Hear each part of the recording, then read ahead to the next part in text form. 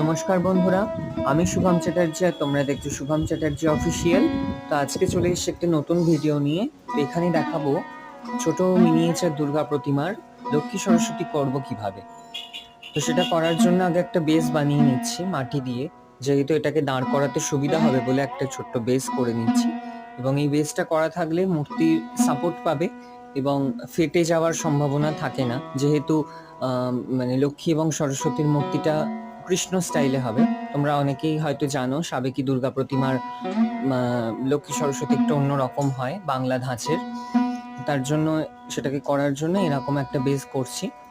তো অনেকটা এরম ভাবে চিয়ারি দিয়ে কেটে কেটে একটা বেস বানিয়ে নিলাম। বেসটা অনেকটা এরকম দেখতে লাগছে। এবার লক্ষ্মী সরস্বতী গুলোও করে নিয়েছি, অনেকটা এমন লাগছে দেখতে। হাতগুলো পুরোপুরি করিনি,